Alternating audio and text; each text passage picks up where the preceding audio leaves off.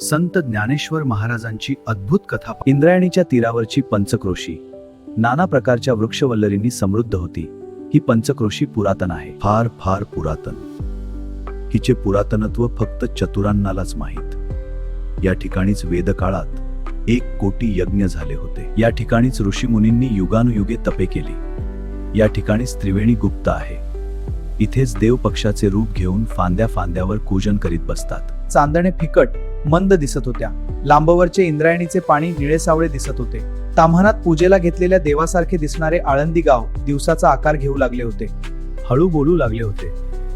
इंद्रायणीच्या पाण्यात कोणी विकलांद्रा प्रवासी पहाट स्नान करीत होता आणि तोंडाने धीर गंभीर आवाजात विष्णू सहस्त्रोत्र म्हणत होता. काठावरच्या पिंपळाला 2-3 सुवासिनी प्रदक्षिणा घालत होत्या. त्यांतली एक सुवासिनी दिसायला फार रूपवान होती.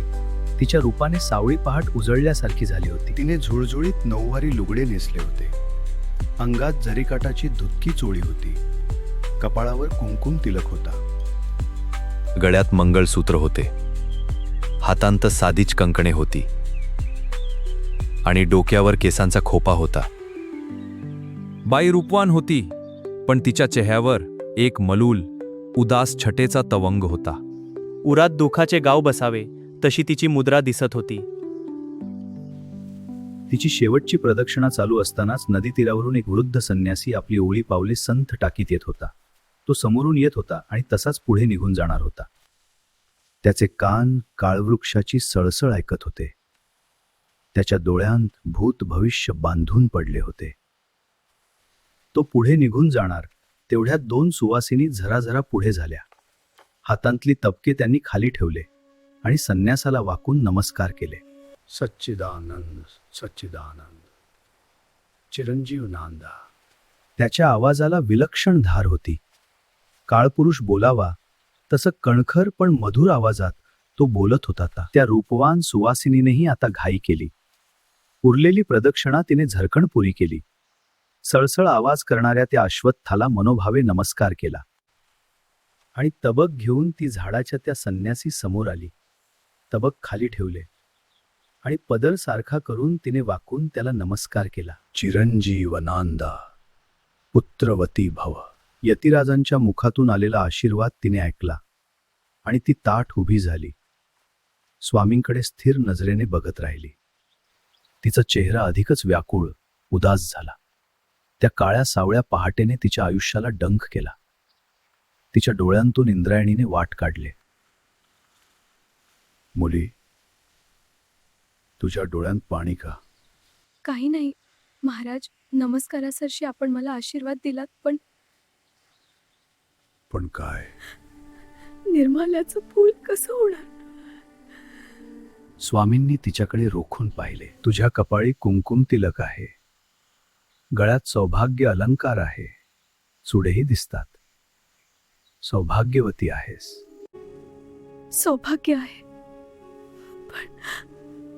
तिला हुंदक्याचा कळ आला. तिने पदराने डोळे झाकून घेतले. थंडी वाजून आल्यासारखे तिचे सगळे अंग गडगद हलू लागले. तेव्हा त्या दुसऱ्या सुवासिनी पुढे झाल्या. एकीने तिला सावरले. दुसरी यतिराजांना म्हणाली, महाराज, तिचे पती परागंधा झाले आहेत. कुणी म्हणतं त्यांनी संन्यास घेतला. संन्यास? होय महाराज. आपल्यासारख्या सत्पुरुषाचा आशीर्वाद म्हणूनच अनाठायी ठरणार आहे. सच्चिदानंद सच्चिदानंद. तसा तो ठरता उपयोगी नाही मुली. तुझ्या पतीचे नाव कळेल? दुसऱ्या सुवासिनीने सांगितले. नाव विठ्ठलराव. आपेगावचे कुलकर्णी. इथले जावई. सासू सासऱ्यांना संतान नाही. जाव्यालाच त्यांनी मुलासारखे मानले. ती दोन्ही माणसे डोळ्यांतल्या पाण्याबरोबर अन्न खातायत. या बाईची अवस्था तर आपल्या समोरच आहे. सच्चिदानंद सच्चिदानंद. पहाटेच्या काळोखात त्याने डोळे स्थिर केले. जणू दिशांना आरपार करून तो फार लांबच्या गोष्टींचा वेध घेत होता. तुझ्या पतीची एखादी जन्मखून सांगशील मला ना? एव्हान ती सुवासिनी सावरली. तिचे रडे ओसरले होते. डोळे पुसत ती म्हणाली, काय उपयोग त्याचा? सगळीकडे शोध केला. सगळ्या सोयऱ्याची गावे तीर्थ सारी धुंडाळली. जन्म खून तर सांगशील? सांगते, सिद्धेश्वराला रोज सांगते, देवाला रोज सांगते. ते सत्पुरुषाला का नाही सांगणार? त्यांच्या उजव्या भुजेवर बेळाच्या पाना एवढा काळसर व्रण आहे. स्वभाव फार नंबर आहे. बोलताना दृष्टी लवून बोलतात, मितलं बोलतात. रूपाने चांगले आहे. कुठे आहेत देवाला ठाऊक. महाराज, त्याच दर्शन मला या जन्मी होईल का? नुसती भेट झाली तरी पुरे आहे हो. तिच्या बोलण्याने झाडाझाडांत अडकलेली पहाट सुद्धा थरथरली. पण संन्यासी स्थिरच होता. शांत स्वरात तो म्हणाला, होईल मुली, होईल. माझ्या संन्यासाचा शब्द असत्य होणार नाही. तुझ्या घरी कोण कोण आहेत? आई बाबा आहेत. घेऊन चल मला त्यांच्याकडे.